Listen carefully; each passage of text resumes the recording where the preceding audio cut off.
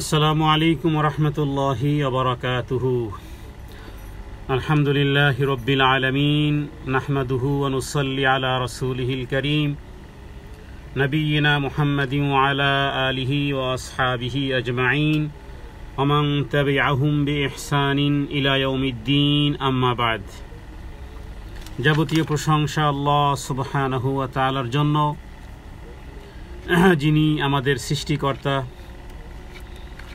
যিনি আমাদের পালনকর্তা এবং যার কাছে একদিন প্রত্যাবর্তন করতে হবে এবং তিনি সব কিছু বলে দিবেন। ফানুনাব্বিউকুম বিমা কুনতুম তা'মালুন, যা আমরা দুনিয়ার জীবদ্দশায় করেছি, ভালো করলে ভালো, খারাপ করলে খারাপ। দুরূদ ও সালাম বর্ষিত হোক আমাদের প্রাণের চেয়েও প্রিয় নবী মুহাম্মদুর রাসূলুল্লাহ সাল্লাল্লাহু আলাইহি ওয়াসাল্লামের উপরে এবং তার পরিবার এবং তার পরিজনের উপরে।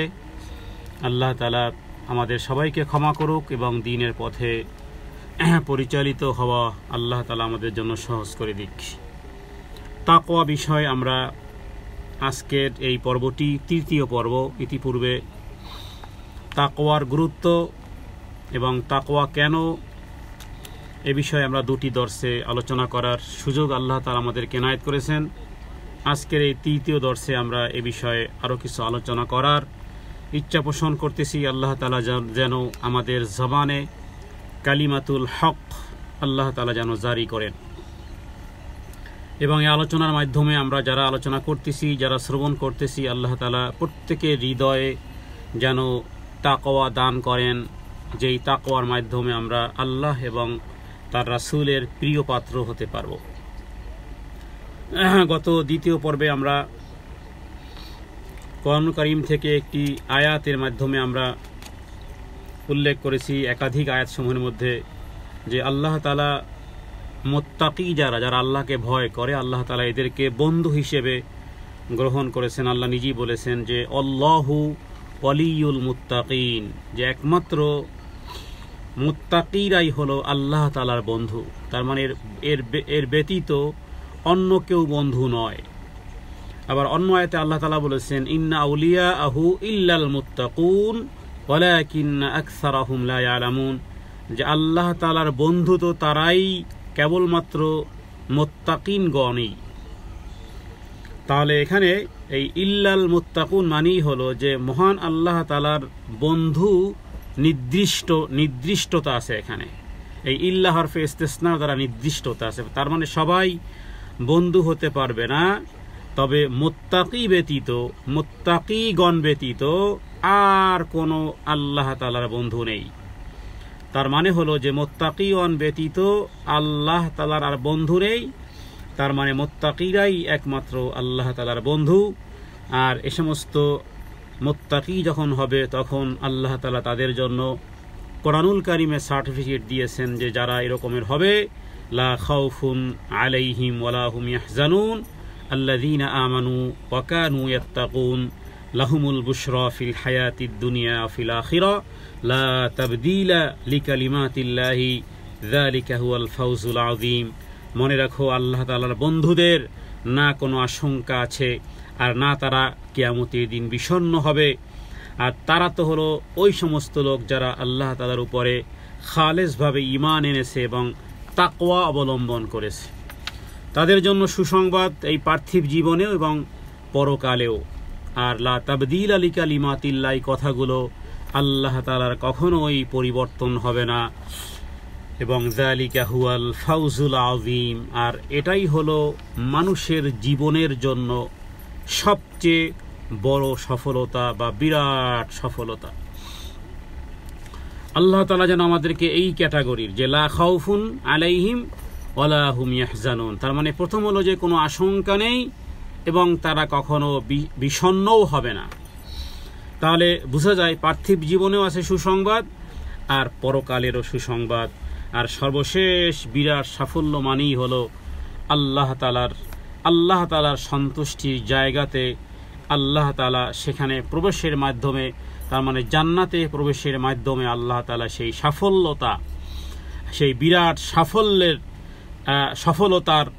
সফলতার বিষয়টি আল্লাহ তাআলা চূড়ান্ত করবেন। আল্লাহ তাআলার পছন্দের জায়গাতে আল্লাহ তাআলা তাদেরকে তার মানে জান্নাতুল ফেরদাউসে আল্লাহ তাআলা দাখিল করানোর মাধ্যমেই যালিকাল ফাউজুল আযীম করাবেন। রবের কাছে প্রার্থনা করি তিনি যেন আমাদেরকে সেই যালিকাল ফাউজুল আযীমের মধ্যে অন্তর্ভুক্ত হওয়ার তৌফিক এনায়েত করেন।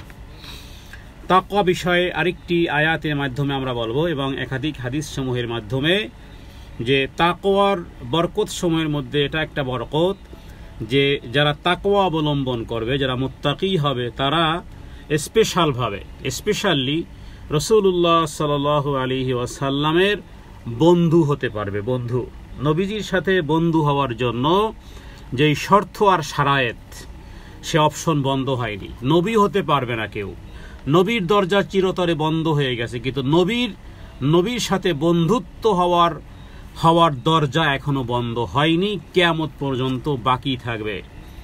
কিয়ামত পর্যন্ত রাসূলুল্লাহ সাল্লাল্লাহু আলাইহি ওয়াসাল্লামের বন্ধুত্ব লাভ করা, রাসূলুল্লাহ সাল্লাল্লাহু আলাইহি ওয়াসাল্লামের বন্ধু হওয়া, এবং একেবারে স্পষ্ট হাদিসের মাধ্যমে বিশুদ্ধ দুটি হাদিস গ্রন্থ সমূহের মধ্যে পাওয়া গেছে যেগুলো বিশুদ্ধ হাদিস।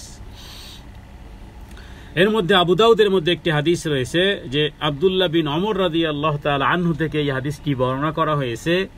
তার মধ্যে একটা বিষয় আলোচনা হচ্ছিল যে রাসূলুল্লাহ সাল্লাল্লাহু আলাইহি ওয়াসাল্লামের কাছে ফিতনাতুল আহলাস, এক ধরনের ফিতনা, এই ধরনের ফিতনা সম্পর্কে নবীর সামনে আলোচনা হচ্ছিল।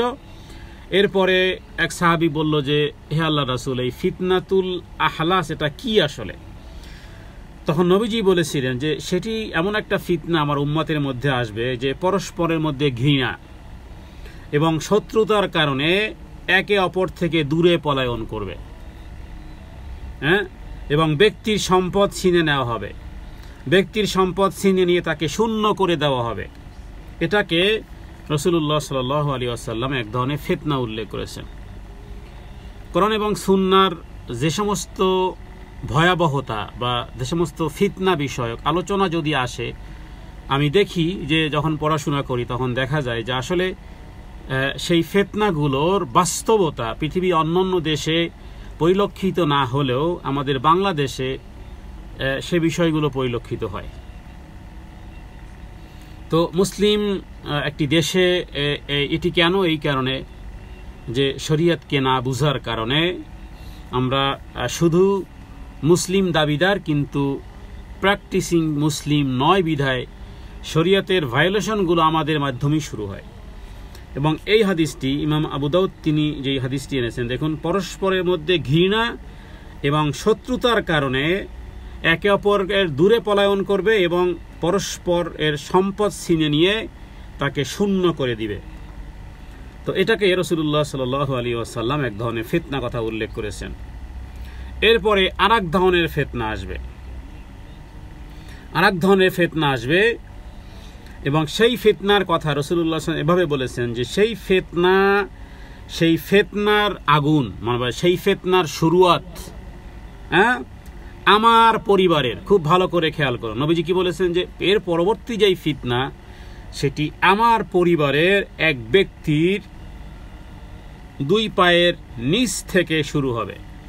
তার মানে এই মুহাওয়ারার অর্থ হলো যে সেই ফিতনার আগুন, উত্তেজক বা সেই ফিতনার চাবি আমার বংশের লোকের মাধ্যমে শুরু হবে। আচ্ছা, এরপরে কি হবে যে সেই ব্যক্তি রজুলুম মিন আহলি বাইতি, মানে পরবর্তী সেই ফিতনা শুরু করবে আমার বংশের লোক। আচ্ছা, এরপরে ওই লোক যেহেতু আমার সাথে রিলেটিভ, রক্তের সাথে আমার সাথে তার সম্পর্ক আছে, যেহেতু আমার বংশের, আমার সম্পর্কের, তো নবীজি এই কারণে বলেছেন যে ইয়াজউমু আন্নাহু মিন্নি, সে ধারণা করবে যে আমার বংশ পরম্পরায় তো মুহাম্মদ সাল্লাল্লাহু আলাইহি ওয়াসাল্লাম আছেন, তো সে মনে করবে যে সে আমার মধ্য থেকে। আর নবীজি বলতেছেন আলাইসা মিন্নি, সে আমার দলভুক্ত নয়। ইন্নামা আউলিয়া ইল মুত্তাকুন, ইন্নামা আউলিয়াই, নিশ্চয়ই আমার বন্ধু তো তারাই যারা মুত্তাকি। এই হাদিসটি আরেকটু রিভিউ, কারণ এই হাদিসে কি বলা হয়েছে যে এক ফিতনা শুরু হবে, যেই ফিতনা শুরু করবে মুহাম্মদ সাল্লাল্লাহু আলাইহি ওয়াসাল্লামের বংশেরই কোনো একজন ব্যক্তি, আর সে যেহেতু আমার বংশের লোক, সে মনে করবে যে সে সঠিক পথে আছে, কারণ তার সম্পর্ক, তার বংশের সম্পর্ক, তার পিতামহদের সম্পর্ক গিয়ে মিলিত হয়েছে কার সাথে? মুহাম্মদ সাল্লাল্লাহু আলাইহি সাল্লামের সাথে। সে মনে করবে যে সে আমার মধ্য থেকে, আর নবীজি বলতেছেন যে না, সে আমার মধ্য থেকে হবে না। মানে সে ব্যক্তি ধারণা করবে যে সে আমার অনুসারী, কিন্তু সে না আমার অনুসারী হবে, আর না সে আমার বন্ধুত্বের অন্তর্ভুক্ত হবে, যদিও সেই ব্যক্তি আত্মীয়তার দিক থেকে আমার মধ্য থেকেই হোক না কেন। তাহলে এরপরে নবীজি সর্বশেষ কথাটা কি বললেন? ইন্নামা আউলিয়াই আল মুত্তাকুন, নিঃসন্দেহে আমার বন্ধু তো তারাই। ইন্নামা, নিশ্চয়ই,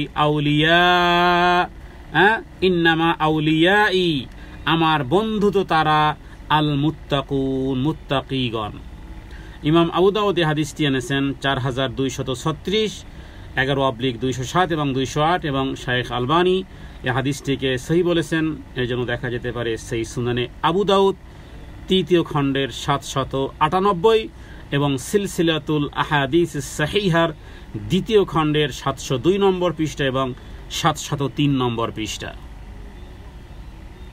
এই হাদিসের ব্যাখ্যায় ওলামায়ে কেরামগণ বলেছেন যে সম্পর্ক বা আত্মীয়তার সম্পর্কের মানদণ্ড শুধু এবং শুধু, মানে শুধুই মাত্র তাকওয়া। যদিও রাসূলুল্লাহ সাল্লাল্লাহু আলাইহি ওয়াসাল্লামের খুব কাছের বা আত্মীয়তার সম্পর্কই থাকুক না কেন, কারণ পাপাচারী এবং বিবাদীর রাসূলুল্লাহ সাল্লাল্লাহু আলাইহি ওয়াসাল্লামের নিকট কোনো স্থান এবং মূল্য নেই, যদিও সে তার আত্মীয়তার নিকটবর্তী হোক না কেন। আবু তালেব রাসূলুল্লাহ সাল্লাল্লাহু আলাইহি ওয়াসাল্লামের একেবারে আপন চাচা। আবু জেহেল কুরাইশি বংশের চাচা। আবু লাহাব, সেও চাচা। আরও অনেকেই নিকটতম আত্মীয়, কিন্তু নিকটতম আত্মীয় হওয়ার মাধ্যমে রাসূলুল্লাহ সাল্লাল্লাহু আলাইহি ওয়াসাল্লামের বন্ধুত্ব অর্জন করা যায় না, বরং রাসূলুল্লাহ সাল্লাল্লাহু আলাইহি ওয়াসাল্লামের বন্ধুত্ব অর্জন করার জন্য মুত্তাকি হতে হয়। আর সে দরজা খোলা আছে, যেই কোনো নারী আর পুরুষ রাসূলুল্লাহ সাল্লাল্লাহু আলাইহি ওয়াসাল্লামের বন্ধু হতে পারবে। এ বিষয়ে আরেকটি হাদিস আমরা উল্লেখ করব। ইমাম ইবনে হিব্বান তিনি হাদিস উল্লেখ করেছেন, মুআজ বিন জাবাল রাদিয়াল্লাহু তাআলা আনহু থেকে একটি বর্ণনা উল্লেখ করেছেন যে নবীজি যখন তাকে ইয়েমেনে পাঠানোর সময় তাকে ওসিয়াত করতেছিলেন এবং তার সাথে সঙ্গে বের হয়েছিলেন। ওসিয়াতকালীন সময়ে মুআজ বিন জাবাল রাদিয়াল্লাহু তাআলা আনহুকে তিনি বলেছিলেন যে হে মুআজ, আমার পরিবারবর্গ বা আমার রক্তের সম্পর্কে যে সমস্ত আত্মীয় স্বজন আছে, তারা নিশ্চয়ই আমার এই পরিবাররা ধারণা করে যে তারা সমস্ত লোকের তুলনায় আমার সাথে বেশি তাদের সম্পর্ক স্থাপনকারী। ইন্না আহলা বাইতি, নিশ্চয়ই আমার পরিবার, হাউলাই ইয়ারাউনা আন্নাহুম আওলান নাসি বি, যে সবার চেয়ে যেহেতু তারা আমার রক্তের সম্পর্কে তারা মনে করে তারা আমার বেশি কাছে অথবা আমার সাথে বেশি সম্পর্ক স্থাপনকারী। কিন্তু হে মুআজ ওয়া ইন্না আওলান নাসি বিল মুত্তাকুন, কিন্তু বাস্তবতা হলো হে মুআজ যে মুত্তাকিদের সাথে আমার সর্বাধিক সম্পর্ক স্থাপনকারী, চাই সে যেই হোক না কেন এবং পৃথিবীর যেখানেই থাকুক না কেন, চাই আফ্রিকার সে গোলামের বাচ্চা গোলাম হোক, চাই সে রাখাল হোক, সে যদি মুত্তাকি হয় তাহলে সে রাসূলুল্লাহ সাল্লাল্লাহু আলাইহি ওয়াসাল্লামের বন্ধু। আর যদি নবী বংশেরও হয়ে থাকে, যদি আরবীয় হয়, হাশিমিও হয়, লাল আলতা সুন্দর হয় যদি, তারপরও যদি মুত্তাকি যদি না হয়, তাহলে রাসূলুল্লাহ সাল্লাল্লাহু আলাইহি ওয়াসাল্লামের সাথে তার কোনো সম্পর্ক নেই। এই হাদিসটি ইবনে হিব্বান তিনি উল্লেখ করেছেন এবং মুসনাদে আহমদের মধ্যে বিশুদ্ধ সনদে এই হাদিসটি রয়েছে। মুসনাদে আহমদের হাদিস নম্বর হলো 22,052।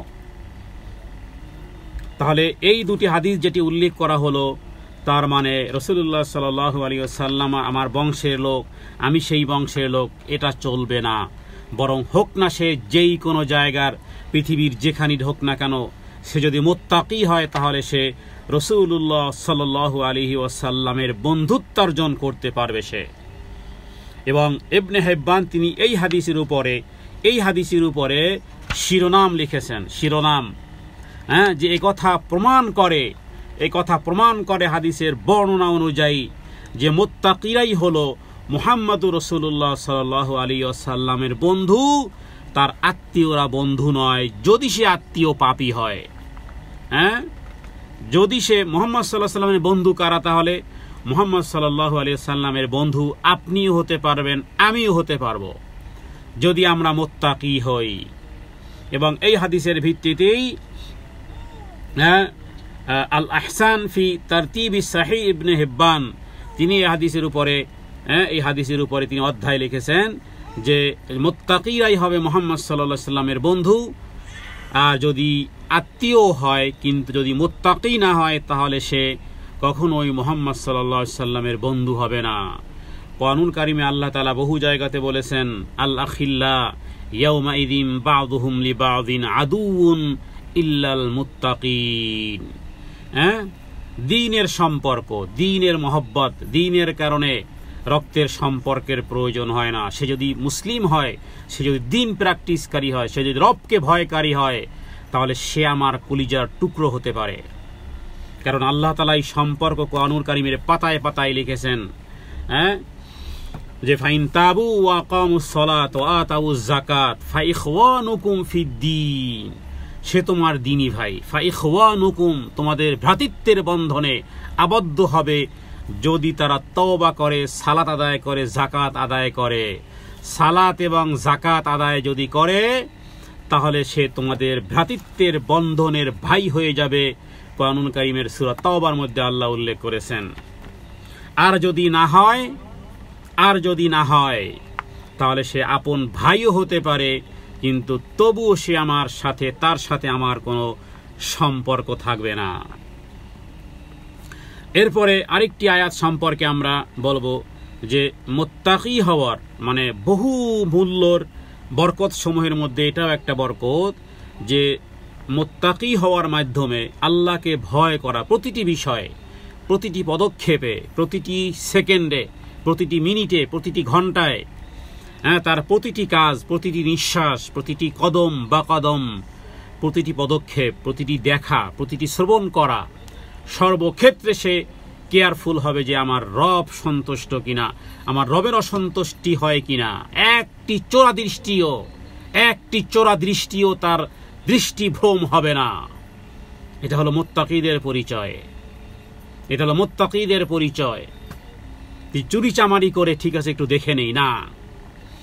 যদি এরকমের হয় তাহলে আল্লাহ তাআলা নিজেই বলেন যে যদি এই রকমের হয় তাহলে মনে রেখো, বালা মান আওফা বিআহদিহি ওয়াত্তাকু ফাইন্নাল্লাহা ইউহিব্বুল মুত্তাকিন। এটি সূরা আলে ইমরানের 76 নম্বর আয়াত। সুবহানাল্লাহ। ক্যাটাগরি, এর মধ্যেও হাজারো ক্যাটাগরি থাকবে। এর মধ্যে দেখুন যদি উত্তম ক্যাটাগরি এরকমের হয় তাহলে আল্লাহ তাআলা বলতেছেন যে আল্লাহ তাআলা অবশ্যই অঙ্গীকার পালন করবেন যে ব্যক্তি তাকওয়া অবলম্বন করবে। বালামান আওফা বিআহদিহি, বালা মানে ইয়েস, মানে আল্লাহ আগেই যেন ডান করে দিলেন, ওয়েল ডান। যে আওফা বিআহদিহি, যে এই অঙ্গীকার পূর্ণ করেছে যে সে আল্লাহকে ভয় করবে। ওয়াত্তাকা, বালা মান আওফা বিআহদিহি ওয়াত্তাকা, তাকওয়া অবলম্বন করবে। তাহলে কি হবে? ফাইন্নাল্লাহা, ফা একটা তাকিদ, ইন্না তাকিদ, নিশ্চয়ই আল্লাহ তাআলা তাহলে তাকে কি করবেন? ইউহিব্বুল মুত্তাকিন, তাহলে আল্লাহ তাআলা তাকে ভালোবাসবেন। আল্লাহ এটাকে চূড়ান্ত করেছেন যেন এগ্রিমেন্টের মতন, যে আপনার সাথে আমার একটা এগ্রিমেন্ট, এবার এখানে সিগনেচার করেন, ওখানে সিগনেচার করেন। তাহলে আল্লাহ তাআলা এই আয়াতের মাধ্যমে সূরা আলে ইমরানের 76 নম্বর আয়াতে আল্লাহ তাআলা এই পরিমাণ যেন চুক্তির মধ্যে আবদ্ধ হয়ে গেছেন ওই ব্যক্তির সাথে যে ওয়াত্তাকা, যে আল্লাহকে ভয় করবে। আর সূরা তাওবার মধ্যে আল্লাহ তাআলা আরো একটু বাড়িয়ে বলেছেন যে ইন্নাল্লাহা ইউহিব্বুল মুত্তাকিন, যে যারা আল্লাহ তাআলাকে ভয় করবে আল্লাহ তাআলা তাদেরকে ভালোবাসা, হোক সে বান্দা হোক সে মাখলুক, তবুও যে ব্যক্তি আল্লাহ তাআলাকে ভয় করবে আল্লাহ তাআলা তাকে ভালোবাসাটা আল্লাহ তাআলার জন্য অবধারিত করবেন। কারণ ইন্না শব্দটি মূলত তাকিদ বুঝায়, ইন্নাল্লাহা ইউহিব্বুল মুত্তাকিন, ইন্নাল্লাহা ইউহিব্বুল মুত্তাকিন। দেখুন এই ছোট্ট ছোট্ট আয়াত, এটি আমি মনে করি হাজার ডিপ্রেশনের এক মহা ঔষধ হতে পারে, মহা ঔষধ। ইন্নাল্লাহা ইউহিব্বুল মুত্তাকিন লিখে রাখেন চোখের সামনে। হ্যাঁ, ইন্নাল্লাহ নিশ্চয়ই আল্লাহ ভালোবাসেন কাকে? মুত্তাকিনকে। আমি যদি মুত্তাকি হওয়ার পন্থা অবলম্বন করি, বাস তাহলে আমি আল্লাহ তাআলার ভালোবাসার ক্যাটাগরির মধ্যে চলে আসলাম। সোজা, একেবারে সোজা, পানির মতো সোজা। রবের ভালোবাসা পাওয়াটা পানির মতো সোজা। হ্যাঁ, বাংলায় বলি উদাহরণ পানির মতো সোজা। তার মানে আরো কিছু যদি থাকে সোজা, আমি আল্লাহকে ভয় করার নীতি অবলম্বন করলাম। সমস্ত পাপাচারকে আমি বিদায় জানালাম, সমস্ত অন্যায় আচরণকে বিদায় জানালাম। আর কোনটা অন্যায় কোনটা ন্যায়, হ্যাঁ, প্রত্যেক ব্যক্তির হৃদয়ে, প্রত্যেক ব্যক্তির দিল আর দেমাগে মুফতি বসে আছে, মুফতি। হ্যাঁ, মুফতির কাছে ফতুয়া জানতে হবে না। আপনার বিবেকের ধ্বংসনে ধ্বংসিত হবেন। বিবেক বলবে এটা করা উচিত, এটা করা উচিত নয়, এটা করা ঠিক হলো না। বিবেক আপনাকে সাড়া দিবে, কিন্তু বিবেক আপনাকে নাড়া দিবে। সেই নাড়াকে আপনি সাড়া দিলেন কি দিলেন না, সেটাই আপনার মুত্তাকি। হ্যাঁ, নোমান ইবনে বশীর থেকে হাদিসটির মাধ্যমে আরো স্পষ্ট হয়ে যায় যে হালাল স্পষ্ট, হারাম স্পষ্ট। ওকে, বাকি কিছু বিষয়ে থাকে সন্দেহ। যে ব্যক্তি সন্দেহ থেকে দূরে থাকলো, সে তাকওয়া অবলম্বন করলো, কোনো বিষয় যদি আপনার সন্দেহ হয় যে বিষয়টি কি হালাল নাকি হারাম, যেমন শুয়োরের গোশত হারাম, এ বিষয় আর বলতে হয় না। গরুর গোশত, ছাগলের গোশত, মুরগির গোশত হালাল। তাহলে হালাল এবং হারাম অধিকাংশই স্পষ্ট। কিছু বিষয় আছে যেগুলো অস্পষ্ট বিষয়গুলো থেকে আপনি দূরে থাকেন, আপনি কি আল্লাহ তাআলাকে ভয় করলেন।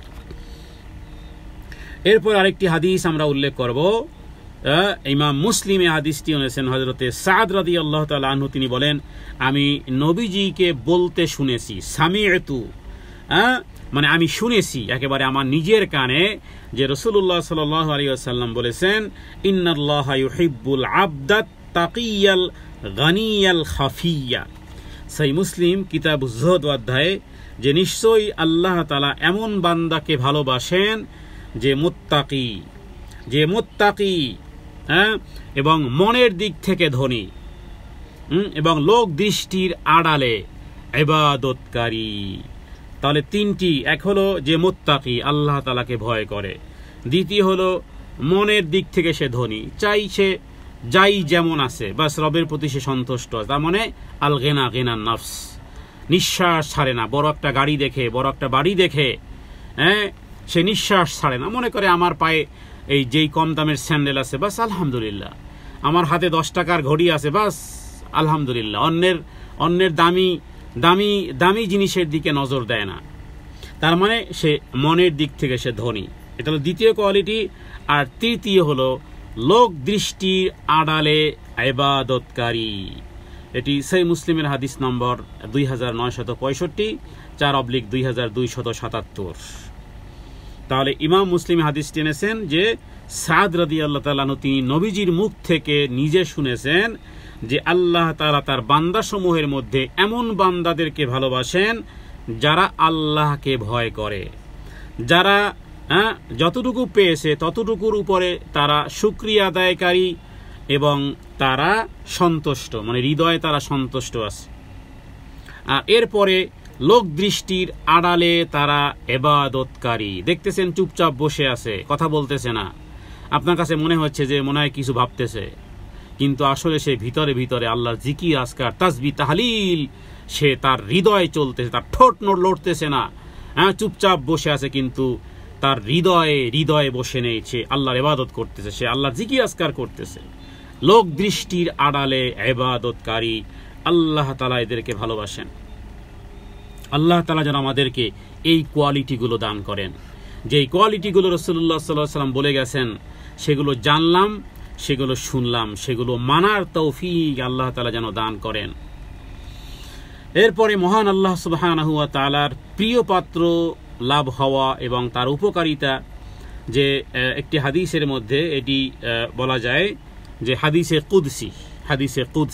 কুদসি মানে আল্লাহ তাআলার কথাকে রাসূলুল্লাহ সাল্লাল্লাহু আলাইহি ওয়াসাল্লামের মুখ দিয়ে বের হয়েছে। তার মানে ভাব শব্দ আল্লাহ তাআলার, কিন্তু রাসূলুল্লাহ সাল্লাল্লাহু আলাইহি ওয়াসাল্লাম ব্যক্ত করেছেন। এবং ইমাম বুখারী হাদিসকে এনেছেন, অন্য কোনো দুর্বল হাদিস বা দুর্লভ্য কোনো হাদিসের গ্রন্থ নয়। চোখের সামনে ইমাম বুখারী, সহিহ বুখারীর হাদিস এটি।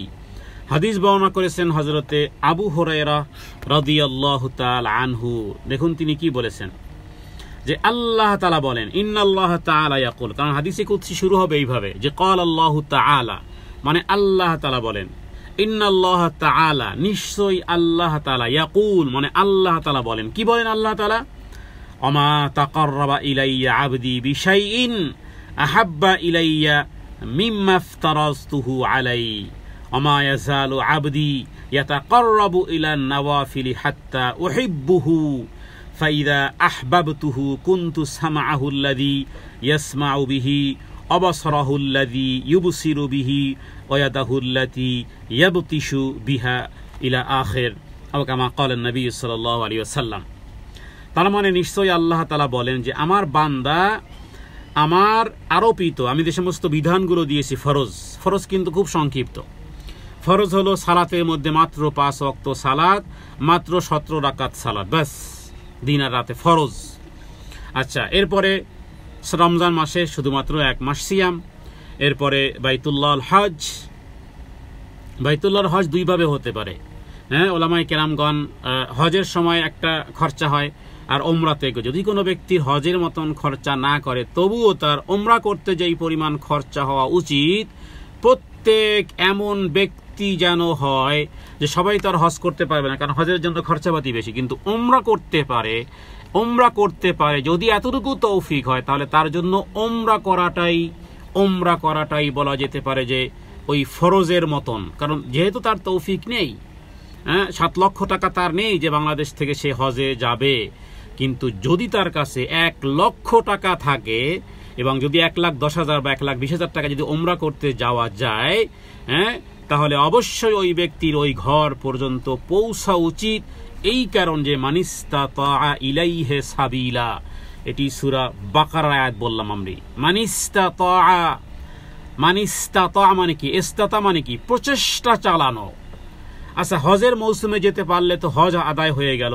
আচ্ছা, হজ আমার হয়নি বা আমার হবেও না, কারণ আমার জানি তাই ফুরিয়ে যায়, অথবা এতটা বিত্তশালী না, ওকে, নো প্রবলেম, ছেড়ে দিলাম। তাহলে সেই হজের মৌসুমে হজের, কিন্তু অন্যান্য 11 মাস বা 10 মাস আমি কি আল্লাহর ঘর পর্যন্ত পৌঁছতে যেই পরিমাণ বিমান ভাড়া লাগে, সেটি আমার মোটামুটি প্রচেষ্টার মাধ্যমে অ্যাবিলিটিটুকু, এই অ্যাসেটটুকু জমা করা যায় কিনা। যদি এতটুকু যায়, হ্যাঁ, যদি 1,10,000 বা 20,000 টাকা যদি বাংলাদেশ থেকে ওমরা করতে যেতে লাগে, এতটুকু কারো কখনোই জমা হয় না, তাহলে সে এই হুকুম থেকে ভিন্ন। কিন্তু যদি আমার 1,10,000 বা 20,000 টাকা ওমরা করতে যাওয়া যায়, এতটুকু টাকাও যদি কোনো মতে এদিক সেদিক করে জমা করণ যায়, তাহলে আমি বলবো মানিস্তাতা, ওই ব্যক্তির উচিত, ইস্তাতা যে ব্যক্তি ইস্তেতা রাখে, যে ব্যক্তি প্রচেষ্টা করলে পারবে, ইলাইহি সাবিলা, যে তার এই রাস্তার এই খরচাটা যদি পৌঁছতে পারে, তাহলে তার উচিত সেই ইস্তেতা করাটা।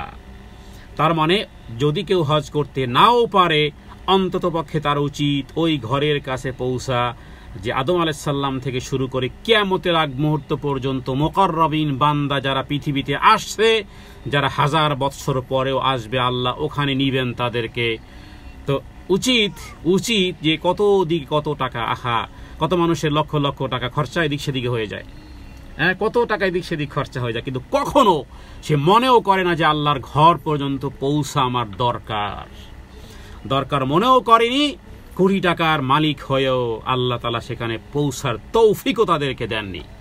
মাঝখানে কথাটি আমি আলোচ্য বিষয়ের বাইরে বলে ফেললাম। যাই হোক, তো এখানে রাসূলুল্লাহ সাল্লাল্লাহু আলাইহি ওয়াসাল্লাম এখানে এই হাদিসের মধ্যে বলেছেন, যেটি আল্লাহ তাআলার কথা, সেটি যে আমি তাদের উপরে যে ফরজ কাজের নির্দেশ করি সেগুলো তো পালন করার পরে নফল কাজের মাধ্যমে সে আমার সর্বদা আমার নৈকট্য লাভ করতে থাকে। নফল কাজের মাধ্যমে কি হয়? আমরা ফরজ ইবাদত করি কেন? এটা আমাদের ম্যান্ডেটরি, এটা আমাদের ইউনিফর্ম, মুসলমানিত্বের ইউনিফর্ম, ফরজ ইবাদতগুলো করা। আচ্ছা, নফল ইবাদতগুলো আমরা করার মাধ্যমে কি হয়, যে আল্লাহর প্রিয় পাত্র হই আমরা। যত বেশি নফল ইবাদত করতে পারবেন, হ্যাঁ, ফরজ ব্যতীত, ফরজ তো করতেই হবে, তা না হলে জাহান্নামে যেতে হবে, একেবারে চোখ বন্ধ করে ছাড়া, চোখ বন্ধই জাহান্নামে যেতে হবে। তাহলে ফরজ ইবাদত করি আমরা কেন? আল্লাহ তাআলা তিনি আমাদেরকে সৃষ্টি করেছেন, আমাদেরকে অবধারিত করেছেন, জাহান্নাম তার শাস্তি, অতএব ফরজ ইবাদত আমার দায়িত্ব। বাকি হলো নফল ইবাদতের মাধ্যমে আমরা আল্লাহ তাআলার প্রিয় পাত্র হতে পারি। এবং এরপরে এই হাদিসের হলো মূল চুম্বক অংশ, আকর্ষণীয় সংবাদ হলো এখানে যে আল্লাহ তাআলা বলেন যে কি করে, ইয়াতাকাররাবু ইলান নাওয়াফিলি হাত্তা উহিব্বুহু, যে বান্দা নফল ইবাদত করা যখন শুরু করে আমিও তাকে ভালোবাসা শুরু করি। আল্লাহু আকবার। নফল ইবাদত করা শুরু করে তো আমিও তাকে ভালোবাসা শুরু করি। অনেকে অনেকে এরকমের বলে যে আরে দান করতে হবে, এই করতে হবে, সেটা ফরজ নাকি? তো তার মানে হলো যে আল্লাহ তাআলার ভালোবাসাকে যেন সে জাম্পিং করলো, অ্যাভয়েড করলো, তুচ্ছ মনে করলো। কারণ দিনের জ্ঞান নেই, দিনের জ্ঞান নেই। একজন ব্যবসায়ী 2 টাকা নষ্ট হোক, 2 টাকা পানিতে পড়ুক, 2 টাকা রক্ষা করার চেষ্টা করে, 2 টাকা লাভ চেষ্টা করে। যারা হোলসেল ব্যবসায়ীরা মনে করে চারানাও আমার ব্যবসা। তো দুনিয়া তো বুঝাতে হয় না, দুনিয়া বিষয়টা ভালোই বোঝে। তো এখানে হাদিস থেকে বুঝলাম যে আল্লাহ তাআলা বলতেছেন, এটা এমন না যে নবীজির কথা, আল্লাহ তাআলার কথা। ইমাম বুখারী উল্লেখ করেছেন, হাদিস বর্ণনাকারী হযরত আবু হুরায়রা রাদিয়াল্লাহু তাআলা আনহু, এবং বলতেছে কি যে আল্লাহ তাআলা বলতেছে যে নফল ইবাদত করা যখন বান্দা শুরু করে, হাত্তা উহিব্বুহু, আমি তাকে ভালোবাসা শুরু করি। ফাইদা আহবাবতুহু, এরপরে আমি যখন তাকে ভালোবাসি, আল্লাহ বলেন কি, আমি যখন বান্দাকে ভালোবাসি তখন আমি তার কুনতু সামআহুল্লাযী ইয়াসমাউ বিহি, আমি তার কান হয়ে যাই, আমি তার কান হয়ে যাই যেই কান দিয়ে সে শোনে। এরপরে বান্দা যখন নফল ইবাদত করা শুরু করে আমি তাকে ভালোবাসতে থাকি এমতো যে আমি তার চোখ হয়ে যাই যেই চোখ দিয়ে সে দেখে। নফল ইবাদত করার মাধ্যমে আমি তাকে ভালোবাসা শুরু করি, এমন কি আমি তার হাত হয়ে যাই যেই হাত দিয়ে সে ধরে। নফল ইবাদতের মাধ্যমে আমার বান্দা আমার নৈকট্য লাভ করতে থাকে এবং এভাবে আমি তাকে ভালোবাসতে থাকি। এমত অবস্থায় আমি তার পা হয়ে যাই যেই পা দিয়ে সে চলাফেরা করে, এবং যদি সে আমার কাছে কিছু চায় আমি তাকে অবশ্যই দেই, আর যদি আমার নিকটে আশ্রয় চায় তাহলে আমি তাকে অবশ্যই আশ্রয় দেই। ইমাম বুখারী হাদিসটি এনেছেন, হাদিস নম্বর 6502, 11/340 এবং 341 নম্বর। এবং হাফেজ ইবনে হাজার আসকালানি তিনি লিখেছেন যে আনাস রাদিয়াল্লাহু তাআলা আনহু থেকে এরকমের হাদিস আছে, যে আর আমি যাকে ভালোবাসি আমি তার কান, আমি তার চোখ, আমি তার হাত, আমি তার পৃষ্ঠপ্রদর্শক হয়ে যাই। ইমাম বুখারীর একটা সরাহ আছে, বিখ্যাত একটা সারাহ মানে কি, এটা ডিটেলস। বুখারীর যে মূল কিতাব, এটার একটা ডিটেলস, প্রত্যেকটি হাদিসের চুল সেরা বিশ্লেষণ আছে। হাদিস গ্রন্থের আবার নোট হয় না, প্রত্যেকটা মূল কিতাবে যেমন নোট হয়, এরকমের বলা যায় বুখারীর নোট আছে, নোট। সেই নোটের হলো ফাতহুল বারি, যেটি আহলুস সুন্নাত ওয়াল জামাআতের ওলামাদের কাছে গ্রহণযোগ্য এই সহিহ বুখারীর ব্যাখ্যা বিশ্লেষণ সম্বলিত যেই কিতাব, সেটির নাম হলো ফাতহুল বারি। তো ওই হাদিসের মধ্যে এখানে আরো কিছু বিষয় স্পষ্ট হওয়া দরকার, যেটা একটা উদাহরণস্বরূপ। এর অর্থ হলো যে সে আমার আনুগত্য এবং আমার বশ্যতা তেমনই পছন্দ করে যেমন সে তার উক্ত অঙ্গ প্রত্যঙ্গগুলোকে পছন্দ করে, এটা এক। দ্বিতীয়ত সে সম্পূর্ণরূপে আমারই সাথে মগ্ন থাকে, সে তার কানকে সেটাই শোনায় যা আমাকে খুশি করে, সে তার চোখ দ্বারা সেটাই দেখে যেটি আমি তাকে হুকুম দেই, এবং তার উদ্দেশ্যগুলিকে এত সহজে তার জন্য পূর্ণ করে দেই যেন সে নিজেই স্বীয় কান এবং চোখ দিয়ে সেগুলোকে পূর্ণ করতেছে, এবং আমি তার এমন সাহায্যকারী হয়ে যাই যেমন তার কান, তার চোখ, তার পা শত্রুর মোকাবেলায় তার সাহায্য করে। তো এখানে আরবির গ্রামার অনুযায়ী এটাকে বলা হয় মুজাফ ইলাই, মানে এক জিনিস আর এক জিনিসের দিকে ধাবিত করে। তার মানে আমি তার কানের সংরক্ষণকারী হয়ে যাই, সে হালাল জিনিস শ্রবণ করে, সে হারাম জিনিস শ্রবণ করে না। তার চোখের সংরক্ষককারী আমি হয়ে যাই, যে সে খারাপ জিনিস দেখে না, ভালো জিনিস দেখে। আমি তার শ্রবণের শ্রবণের সংরক্ষণকারী হয়ে যায়, সে আমার জিকিরই শোনে, আমার কিতাবের তেলাওয়াতই তার জন্য আনন্দ এবং সুখের মাধ্যম হয়, সে আমার সঙ্গে নিভৃত আলাপেই সন্তুষ্ট হয়, সে শুধু আমার রাজত্বের বিস্ময়কর বিষয় নিয়ে চিন্তা ভাবনা করে, সে তার নিজের হাত সেই দিকেই বাড়ায় যেই দিকে আমার সন্তুষ্টি রয়েছে, অনুরূপভাবে তার পা সেদিকেই যায় যেদিকে আমার সন্তুষ্টি আছে। এটা হলো রূপক অর্থ। ওখানে যে বলা হলো না যে তার পা আমি হয়ে যাই, এটার হলো এই হাদিস, এইটা ব্যাখ্যা, এই কি বলে আপনার ফাতহুল বারিতে এই হাদিসের এইভাবে ব্যাখ্যা লেখা হয়েছে। তার মানে বোঝা যায় যে আল্লাহ তাআলার প্রিয় বান্দার জন্য এই সমস্ত কাজগুলোকে একত্রিত করাটা কিছু কঠিন কিছু নয়। আর এরপরে কি বলা হলো ওই হাদিসের শেষের দিকে, যে এমন ব্যক্তি দোয়া কবুল হওয়ার ব্যাপারে তার জন্য কি বলা হয়েছে, যে ওয়া ইন সাআলতানি, যে লাউতিয়ান্নাহু, যদি সে আমার কাছে কিছু চায় তাহলে অবশ্যই আমি তাকে দেই, এবং যদি আমার নিকট আশ্রয় চায় তাহলে আমি তাকে অবশ্যই আশ্রয় দেই। এখানে একটু কথা আসতে পারে যে তাহলে অনেক ব্যক্তি দোয়া করে, দোয়া কবুল হয় না কেন? সমস্ত দোয়া কবুল হয়, আসলে সমস্ত দোয়া কবুল হয়, তবে আল্লাহ তাআলা অধিক দোয়াকে কিয়ামতের দিনের জন্য রাখেন। অধিক দোয়াকে আল্লাহ তাআলা দুনিয়ার বিপদ আপদ ইত্যাদি দুরভিতকরণে আল্লাহ তাআলা তার দোয়াকে কাজে লাগান।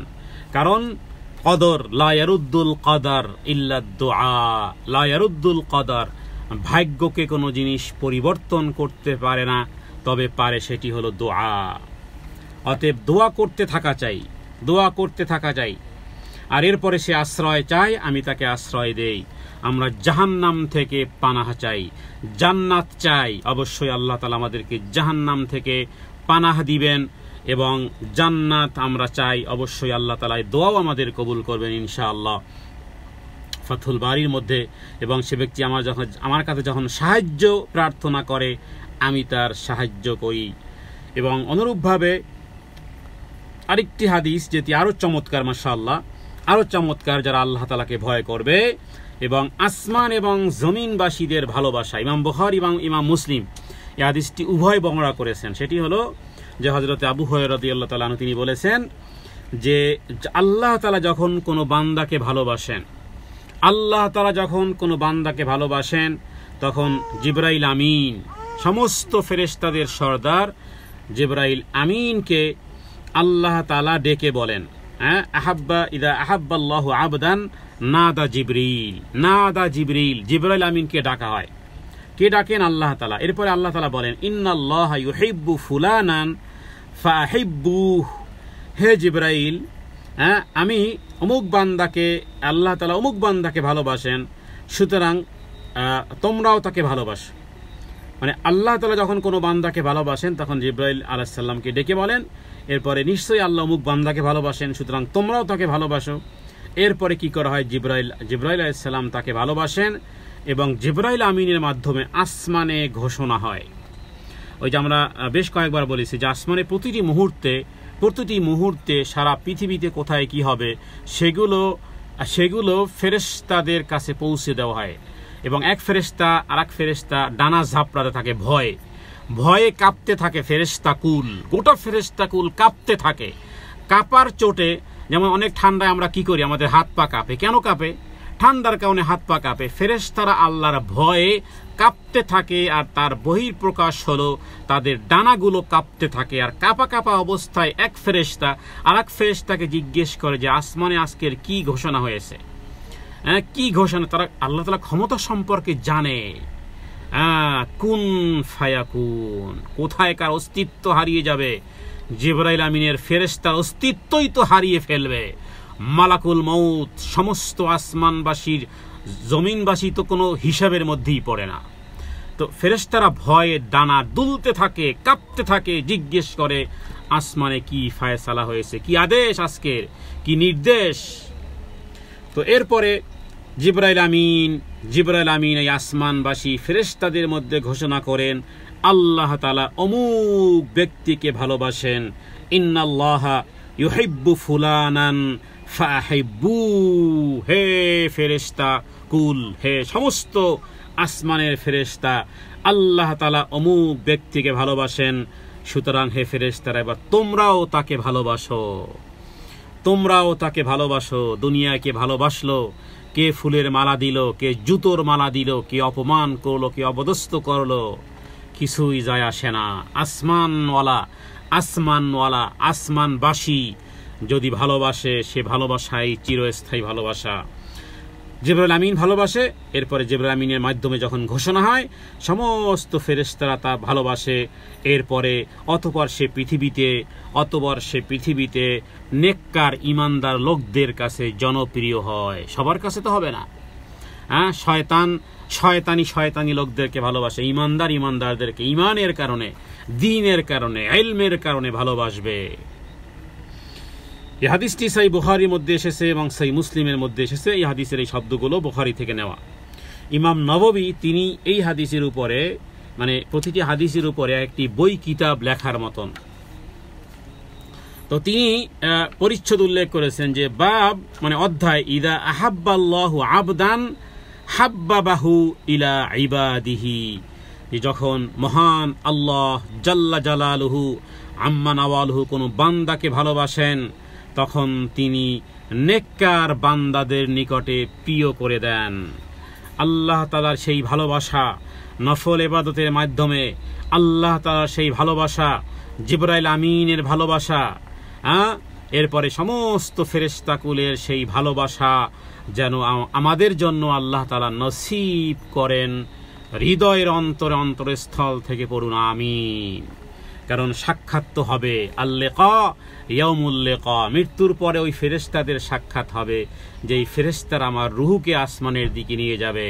কারণ তারা তো ভালোবেসে ফেলেছে, আমি তাদেরকে চিনি না, কিন্তু তারা আমার কণ্ঠ চিনে, তারা আমার নাম জানে। যখন ফেরেশতা আসমানে রুহু নিয়ে যায়, জিজ্ঞেস করে কে মারা গেল, আজকের জমিনে কে মারা গেল, কার রুহুকে আজকে তোমরা বহন করতেছো? ফেরেশতারা বলে অমুকের ছেলে অমুক। আরে ফেরেশতাদের মেমোরি আছে, মেমোরাইজিং অত্যন্ত শক্তিশালী। কারণ ওই যে যদি আসমানে ঘোষণা হয়ে থাকে অমুক ব্যক্তিকে ভালোবাসা, ফেরেশতাদের কাছে লিস্ট চলে এসেছে, এই ব্যক্তি আল্লাহর ভালোবাসা প্রাপ্ত ব্যক্তি, ফেরেশতারাও ভালোবাসে। এবং হাদিসে কি বলা হয়েছে যে যেমন কোনো ব্যক্তি বিদেশ থেকে আসলে, দেশে আসলে যেমন অনেক ব্যক্তি তার সাথে দেখা সাক্ষাৎ করতে আসে, মোলাকাত করতে আসে, সালাম দিতে আসে, কেউ মোয়ানাকা করতে আসে, কেউ বুক মিলাতে আসে, কেউ হাত ধরতে আসে, কেউ কি লাগবে না লাগবে ইত্যাদি আদর আপ্যায়ন কত কিছু। একজন ইমানদারদের রুহু যখন বের হয়, ফেরেশতারা একে অপরকে জান্নাতি কাপড়ে রাখবে, সুগন্ধিযুক্ত কাপড়ে রাখবে, এবং সেভাবে করে আসমানের দিকে উপরে উঠতে থাকবে, আপ্যায়ন হতে থাকে তাকে নিয়ে। এজন্যই তো নবীজি বলেছেন তাড়াতাড়ি ওকে দাফন কাফন করো, যদি সে ভালো হয় তাহলে তাকে তার উত্তম জায়গাতে তাড়াতাড়ি পৌঁছে দাও, আর যদি খারাপ ব্যক্তি হয় তাহলে তাকে কাফন দাফন তাড়াতাড়ি করার মাধ্যমে তোমরা তোমাদের ঘাট থেকে, তোমাদের উপর থেকে দায়িত্ব শেষ করে ফেলো। রব্বে কারীমের কাছে প্রার্থনা করি, হে রব্বে কারীম, তোমার ভালোবাসা যেভাবে লাভ হবে, তোমার ঘোষণার মাধ্যমে আসমানবাসী ফেরেশতাকুল যেভাবে ভালোবাসবে, সেই ভালোবাসা তুমি আমাদের জন্য নির্ধারিত করে দাও, সেই ভালোবাসা আমাদের নসিব করে দাও। এরপর ইমাম তিরমিজি এই হাদিসের সাথে আরেকটি হাদিস এনেছেন, এবং কোরআনুল কারীমে একটি আয়াতের তাফসীর দেখা যেতে পারে যে সুম্মা তুনাজ্জালু লাহুল মুহাব্বাতু ফি আহলিল আরদি ফাযালিকা কাওলুহু তাআলা। কোরআনুল কারীমে আল্লাহ তাআলা বলেছেন, ইন্নাল্লাযীনা আমানু ওয়া আমিলুস সালিহাতি সায়াজআলু লাহুমুর রহমানু বুদ্দা। এটি সূরা মারইয়ামের আয়াত 96 নম্বর আয়াত। আল্লাহু আকবার। ইন্নাল্লাযীনা আমানু ওয়া আমিলুস সালিহাত, আমানু ঈমান গ্রহণ করেছে, এরপরে নেক কাজ করতেই আছে। নেক কাজ যেখানে সে আছে সেখানে, নেক কাজ আছে যেখানে ঈমানদারকে পাওয়া যাবে সেখানে, হোক যেভাবেই হোক না কেন। এরপরে কি, সায়াজআলু লাহুমুর রহমানু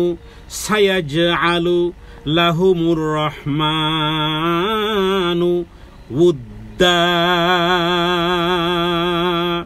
আল্লাহ তাআলা দয়াময় প্রভু। রহমান শব্দ যেখানে ব্যবহার হয় সেখানে অর্থ যে কত চমৎকার, সেটা কখনো এই বাংলা ভাষাতে বোঝানো সম্ভবপর নয়। দয়াময় প্রভু আল্লাহ তাআলা আসমা ও সিফাতের মধ্যে যেথায় যেথায় রহমান ব্যবহার করেছেন, এখানে সেই রহমান ব্যবহার করা হয়েছে। সায়াজআলু লাহুমুর রহমানু উদ্দা। সায়াজআলু তার মানে আল্লাহ তাআলা বানিয়ে দেন, সম্প্রীতি সৃষ্টি করে দেন, ভালোবাসা সৃষ্টি করে দেন। দয়াময় প্রভু, পরম দয়াময়, অসীম দয়ালু আমার দয়াময় প্রভু পরস্পরের মধ্যে সম্প্রীতি, ভালোবাসা, ভ্রাতৃত্বের বন্ধন, সম্প্রীতি, ভালোবাসা সৃষ্টি করে দেন। এটা ইমান এবং আমলে সালেহ এবং রবের ভালোবাসার বহির প্রকাশ। পৃথিবীতে কত জায়গাতে কত দিনী ভাই, কত দিনী বোন আছে, রক্তের কোনো সম্পর্ক নেই, অনলাইনে পরিচয়, অথচ মনে হয় যে নিজের রক্তের সম্পর্কের চেয়েও বেশি আপন, বেশি কাছে। আল্লাহু আকবার, আল্লাহু আকবার। এই ভালোবাসা কোনো রক্তের সম্পর্কের ভালোবাসা নয়। এই ভালোবাসা এক গোষ্ঠীর এ কারণে নয়। এই ভালোবাসা এক গ্রামের, একই বাড়ির এ ভালোবাসা সেই রকমের কোনো ভালোবাসা নয়। এ ভালোবাসা ইমানের ভালোবাসা। এ ভালোবাসা রবের আনুগত্যের কারণে ভালোবাসা। আল্লাহ তাআলা যেন এই আয়াতের মধ্যে সেটাই যেন একেবারে টুইটুম্বুর করে দিয়েছেন। ইন্নাল্লাযীনা আমানু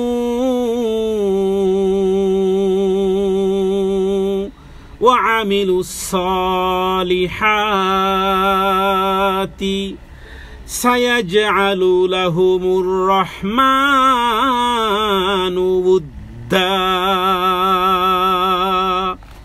ইতিপূর্বে তিনটি হাদিসের যেন নির্যাস, তিনটি হাদিসের মিনিমাইজ যেন আল্লাহ সুবহানাহু ওয়া তাআলা সূরা মারইয়ামের 96 নম্বর আয়াতের মধ্যে যেন এর জবাব এসে গেছে। ইমানদার নেককার আমলে সালেহ করতে করতে আল্লাহর ভালোবাসা পায়, এরপরে জিবরাইল আমিনের ভালোবাসা পায়, এরপরে সমস্ত ফেরেশতাকুলের ভালোবাসা পায়, এরপরে নেককার ইমানদার লোকেরাও ভালোবাসে। এই ভালোবাসা পাওয়া এবং ভালোবাসতে পারাটাও, এটাও ওই ব্যক্তিদেরই নসিব হয় যারা নিজেরাও ইমানদার এবং নিজেরাও আমিলুস সালিহাত। কারণ এর বিপরীতে শয়তানকে দেখে ভালোবাসবে না, তাহলে শয়তানের সাথে যাদের সম্পর্ক, ওরা ওদেরকে ভালোবাসবে না, ইমানদার লোকদেরকে কখনো ভালোবাসবে না। এমনকি রাসূলুল্লাহ সাল্লাল্লাহু আলাইহি ওয়াসাল্লামের ব্যাপারে আল্লাহ তাআলা কোরআনুল কারীমের মধ্যে বলেছে, হে নবী, হে আমার প্রিয় নবী, ওয়া ইয়াকাদুল্লাযীনা কাফারু লা ইউযলিকুনাকা বিআবসারিহিম লাম্মা সামি'উ যিকরা ওয়া ইয়াকুলুন ইন্নাহু লামাজনুন। হে নবী, আপনার বিরোধীরা, কাফেরেরা, মুনাফিকরা চায় চক্ষু দিয়ে আপনাকে চায় ধরাশায়ী করে ফেলতে, আপনাকে হত্যা করে ফেলতে চায়। তার মানে ওদের হৃদয়ে নবীজির প্রতি বগজ, নবীজির প্রতি বিদ্বেষ, নবীজির প্রতি শত্রুতা। ওয়া ইয়াকাদুল্লাযীনা কাফারু লা ইউযলিকুনাকা বিআবসারিহিম, তাদের চোখ দিয়ে চায় আপনাকে নিঃশেষ করে ফেলতে। এই জন্যই এই আয়াতটি মূলত আসলে মানুষের নজর যে লাগে, মানুষের নজর যে সত্য, এই আয়াতটিও এটার দলিল। তাহলে এর দলিল থেকে দুটি জিনিস বের হয়। এক হলো যে মানুষের নজর সত্য, কারো নজর এই পরিমাণ খারাপ যে সে চায় আপনি যেন দুনিয়ার থেকে চলে যান। তাহলে এরা এক দল আছে। আবার আরেক দল আছে যে যারা আপনাকে জীবন দিয়ে ভালোবাসে, কারণ আপনার মাধ্যমে দিন শিখেছে, আপনাকে দিনের জন্য সে ভালোবাসে। মনে হয় যেন একেবারে অন্তরঙ্গ বন্ধুর চেয়েও আরো বেশি কাছের, অনেক মুকাররবিন যেন। কেন? এই যে এরা এক ক্যাটাগরির। মুহাম্মদ সাল্লাল্লাহু আলাইহি সাল্লামকে ভালোবাসতে হলেও তো সেই কোয়ালিটি লাগে, মুহাম্মদ সাল্লাল্লাহু আলাইহি সাল্লামের কথা বুঝতে হলেও সেই কোয়ালিটি লাগে। তো আবু জেহেল, আবু লাহাব, উতবা, তাইবাদের সেই কোয়ালিটি ছিল না, তারা ছিল ওই বিপক্ষের লোক। আল্লাহ তাআলার কাছে দোয়া করি, আল্লাহ তাআলা যাদেরকে ভালোবাসেন তাদেরকে ভালোবাসার তৌফিক যেন আল্লাহ আমাদেরকেও দান করেন। আল্লাহ যাদেরকে ভালোবাসেন তাদেরকে যেন আমরাও ভালোবাসতে পারি। কারণ আল্লাহ তাআলা বলেছেন যারা ঈমান এনেছে সৎকর্ম করেছে মহান প্রভু তাদের পারস্পরিক সম্প্রীতি সৃষ্টি করে দিয়েছেন। সুতরাং আমাদের মতো মানে অকর্মণ্য বান্দাদেরকেও যেন সেই ভাগ্যবান লোকদের অন্তর্ভুক্ত করে দেন মহিমাময় মহানুভব আল্লাহ সুবহানাহু ওয়া তাআলার কাছে সেই তৌফিক কামনা করি। এরপরে বলবো যে তাকওয়ার এই বিশাল বরকত সমূহের মধ্যে অন্যতম বরকত হলো এটাও যে আল্লাহ তাআলা বলেছেন আত্তাকুল্লাহ ওয়া আলামু আন্নাল্লাহা মাআল মুত্তাকিন, যে আল্লাহ তাআলা তাকওয়া অবলম্বন করো, জেনে নাও নিশ্চয়ই আল্লাহ তাআলা নিশ্চয়ই মহান আল্লাহ সুবহানাহু ওয়া তাআলা মুত্তাকিনদের সঙ্গে আছেন, মুত্তাকিনদের সঙ্গে আছেন। এবং শায়েখ সাদি একজন বিশিষ্ট তাফসীরকারক তিনি লিখেছেন যে আল্লাহ তাআলা এই আয়াতের মাধ্যমে আল্লাহ তাআলা যেন সংবাদ দিয়েছেন যে তিনি সাহায্য সহযোগিতা পৃষ্ঠপোষকতা ইত্যাদি তৌফিক তাদের কি আল্লাহ দান করবেন যারা মুত্তাকি হতে পেরেছে। তার মানে আল্লাহ তাআলা যেন মানে তার সাথে যেন আল্লাহ থাকবেন, মানে সে সদা সুখ এবং উন্নতি লাভে ধন্য হবে। তাকওয়া অর্জন করার মাধ্যমে আল্লাহ তাআলা তাকে হেফাজত করবেন, কারণ ইন্নাল্লাহ মাআল মুত্তাকিন, আল্লাহ তাআলা তার সাথী হবেন।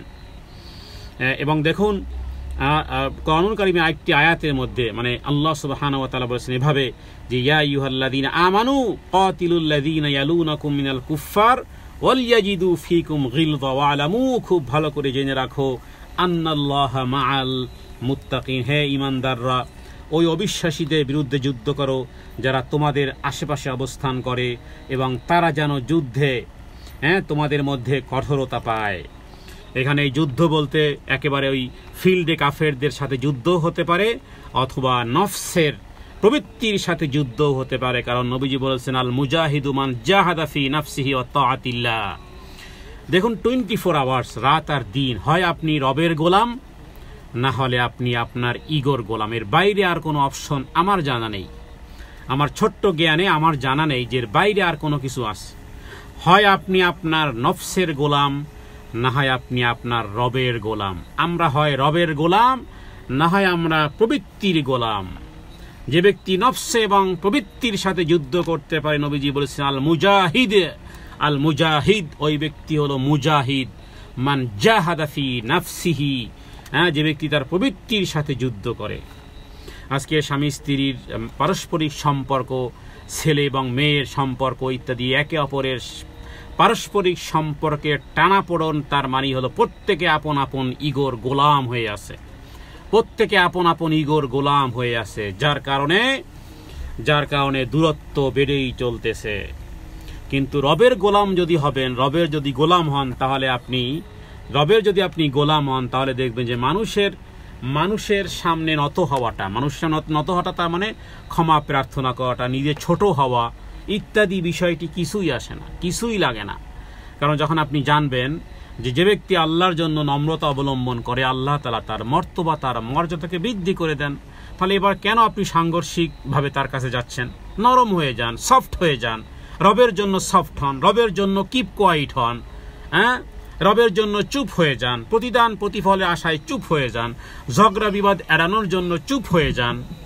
হাজারো হাদিস আছে। যে কোনো একটা হাদিস মনে রাখেন, প্রত্যেক ব্যক্তি আলাদা আলাদা রোগ আছে, কারো রাগ বেশি, কারো ইগোর সমস্যা, কারো কোনো একটা কথা হয়তো সহ্য হয় না, অথবা এই বিষয়ে সে দুর্বল ইত্যাদি বিভিন্ন রকমের বিভিন্ন শারীরিক মানসিক রোগ আছে। আমাদের প্রত্যেকে আলাদা আলাদা রোগ আছে। এটা এমন কোনো তাবিজ তুমারের বিষয় নয়।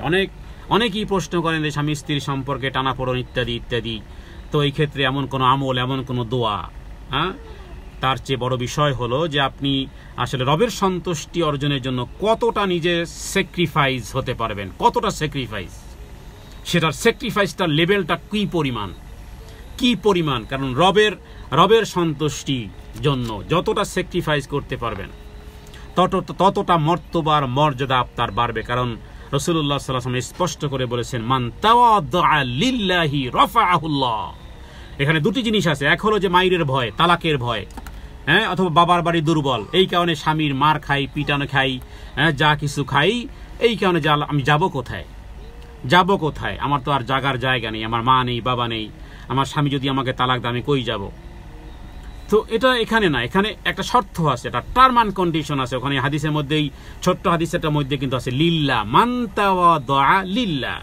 স্বামীর সাথে নম্রতা অবলম্বন করে কেন? তালাকের ভয়ে না, ঘর থেকে বের করে দিবে, খাবে কোথায়, থাকবে কোথায়, ঘুমাবে কোথায়, যাবে কোথায়, জন্য নো, লিল্লাহ, লিল্লাহ।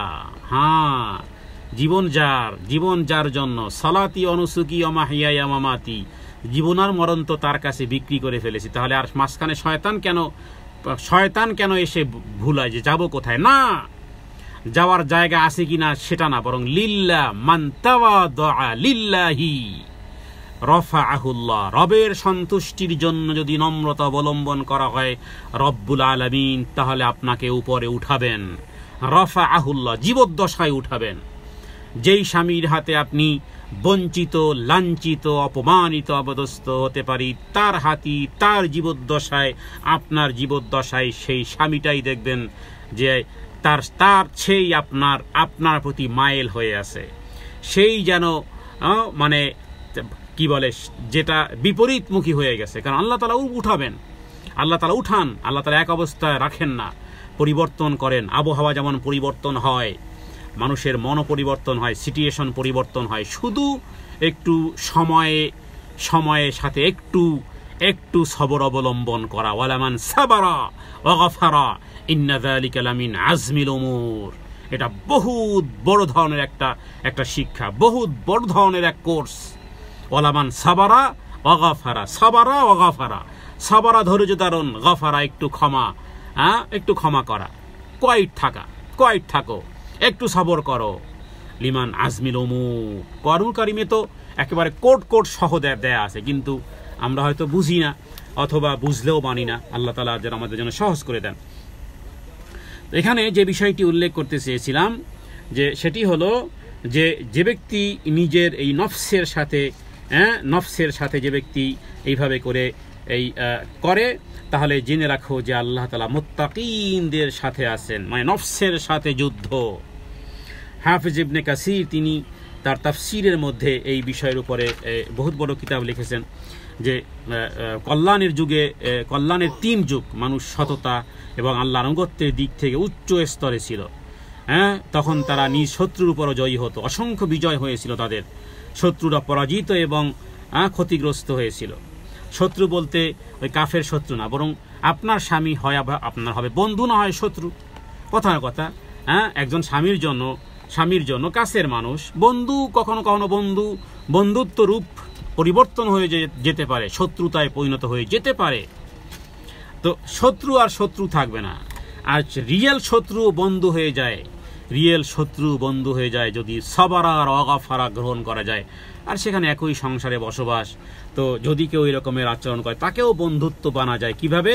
যা নাকি আমরা এই হাদিসের মধ্যে উল্লেখ করেছি এবং কোরআন কারীমে বলেছেন ওয়ালিয়াজিদু ফিকুম গিলযা, যে তারা নিজেদের মধ্যে, তারা যেন তোমাদের মধ্যে এই যে কঠোরতা, সেই কঠোরতা কার সাথে? স্বামীর সাথে না, আমার প্রবৃত্তির সাথে কঠোরতা করতে হবে। যে মন এতটাই হও কেন? একটা মানুষের 10টা যদি দোষ থাকে তাহলে 11টা হইতে পারে ভালো গুণ আছে, 11 হয়তোবা একটা গুণ বেশি ভালো আছে। অথবা মনে করলাম যে এমন কি যে কোনো ভালো কোনো গুণই তার মধ্যে নেই। আর দুনিয়ার জীবনে সবাই আমাদের কমতি ঘাটতি আছে। কেউ আমরা ফেরেশতা নয়, কেউ আমরা জান্নাতের কোনো ব্যক্তি নয়। দুনিয়ার জীবদ্দশায় নবীজি স্পষ্ট কুল্লু বানি আদম খাত্তা ওয়া খায়রুল খাত্তাইনাত তাওয়াবুন, প্রত্যেক বনি আদম ভুলকারী। তাহলে সেটা আমার মাধ্যমে হতে পারে, তার মাধ্যমেও হতে পারে। তো এই কারণে এই ওয়ালামু আন্নাল্লাহ, যদি এই ক্যাটাগরি পাস করা যায় তাহলে আল্লাহ বলেন যে অবশ্যই তোমাদের কাছে এই জ্ঞান থাকা উচিত। ওয়ালামু, খুব ভালো করে তোমরা জেনে নাও, মহান আল্লাহ সুবহানাহু ওয়া তাআলা, মহান আল্লাহর সাহায্য তাকওয়ার পরিমাণ অনুযায়ী হয়ে থাকে। কি পরিমাণ আপনার তাকওয়া, সেই অনুযায়ী সাহায্য আসবে। সুতরাং আল্লাহ তাআলার তাকওয়া অবলম্বন করা, তাহলেই তিনি সাহায্য করবেন এবং শত্রুদের বিরুদ্ধে আল্লাহ তাআলা মদত করবেন। কারণ আল্লাহ তাআলা অন্যত্র বলেছেন ইন্নাল্লাহা মাআল্লাযীনা তাকাও ওয়াল্লাযীনা হুম মুহসিনুন, নিশ্চয়ই আল্লাহ তাআলা মুত্তাকি এবং সৎকর্মপরায়ণদের সাথে থাকেন। যদি কখনো মনে হয় যে আমি তাকওয়া কিভাবে অবলম্বন করব, আপনি আপনার প্রতিটি মুহূর্তে তাকায় দেখেন, ঘড়ির দিকে তাকান, হ্যাঁ, যেই কয়টা বাজে, যেই কয় মিনিট বাজে, আপনি নিজেকে অবস্থান করেন তো যে আপনি কি আল্লাহ তাআলাকে ভয়কারী হিসেবে, আমলকারী হিসেবে, হ্যাঁ, সৎকর্মপরায়ণের মধ্যে আছেন কিনা। সৎকর্মপরায়ণ কয়েকভাবে হয়, দিল ও দিমাগভাবেও হয়, যে আমি ভালো কিছু কাজ করার চিন্তা ভাবনা করেছি, আবার কিছু খারাপ করার চিন্তা ভাবনা করি, তার মানে মাইন্ডগতভাবে, হ্যাঁ, আপনি ইন্টারনালি আপনি অসৎকর্মপরায়ণদের তালিকায় আছেন, কারণ মাথার মধ্যে একটা ঘুরপাক খাচ্ছে যে আমি এইভাবে করে পেজগি লাগাবো, আবার না আমি এইভাবে আমি সংশোধন করে নেব। তাহলে দিল আর দিমাগগত আপনি সৎকর্মপরায়ণদের মধ্যে আছেন। তারপরে ওই সময়ের মধ্যে যেই কাজগুলো করতে হয় সেই কাজের মধ্যে আপনি সেই কাজগুলো কমপ্লিট করেছেন কিনা, কারণ আল্লাহ তাআলার ভালোবাসা ফরজ ইবাদতের পরে নফল ইবাদতের মাধ্যমে আমরা আল্লাহর প্রিয় পাত্র হই। তাহলে ওই সময়ে ঘড়ির টাইম দেখতেছেন, তার মানে ওই দিনের ফরজ ইবাদতটা আপনার আদায় হয়েছে কিনা। ওকে, এরপরে নফল ইবাদতের মধ্যে আপনার কতটা সময় কেটেছে, কতটা ইস্তেগফার, কতটা দুরুদ, কতটা ভালো মানুষের জন্য কল্যাণ কামনা, কতটা স্যাক্রিফাইস। সংসারে স্যাক্রিফাইস, জান্নাত এত সহজ নয়, স্যাক্রিফাইস নেই যার যেমন, হ্যাঁ, কারণ প্রত্যেকের হৃদয়ে শত্রু বসে আছে। বড় শত্রুকে, বড় শত্রু আমার প্রবৃত্তি, বড় শত্রু আমার ইগো। শুধু ইগো শত্রু নয়, ইগো রব হতে পারে, আপনার রব হতে পারে। আফারাইতা মান ইত্তাখাযা ইলাহাহু হাওয়া, হে নবী আপনি কি দেখেননি কিছু মানুষ আছে যারা তাদের ইগোকে রব বানিয়ে নিয়েছে। তার মানে আপনার হৃদয়ে আর একটা রব বসে আছে, সেই রবটার নাম হলো আপনার ইগো। এটি কোরআনুল কারীমের আয়াত, কোনো আবেগ প্রবণতার কোনো বয়ান বিবৃতি এটি নয়। যুদ্ধটা তাহলে কোথায়? যুদ্ধটা আসলে ওখানেই। সেটাকে কতটা দমন করতে পেরেছেন, নাকি হিংসায় আপনার সারা রাত এপিট আর ওপিট, সারা রাত তাকে কি বলবেন, তাকে কিভাবে ধরাশায়ী করবেন, উত্তরটা এইভাবে দিয়ে দিবেন, শুধু লাগুক না। হ্যাঁ, কখনো কখনো পুরনো হিস্ট্রি যে এখন যদি পেতাম আমি একেবারে এরকমের চটাং করে আমি উত্তরটা দিয়ে দিতাম, এভাবে করে আমি একে ধরাশায়ী করে ফেলতাম, ইত্যাদি ইত্যাদি। সেই পুরনো জিনিস শয়তান বসে বসে খোঁচায়, আর আপনি বিছানায় শুয়ে আছেন, এসির বাতাস আপনার ঠান্ডা লাগতেছে না, কারণ আপনি হট হয়ে আছেন, আপনি দিল দিমাগ, আপনি পরস্থিতিকাতরতা, হিংসার আগুনে আপনি গরম হয়ে আছেন।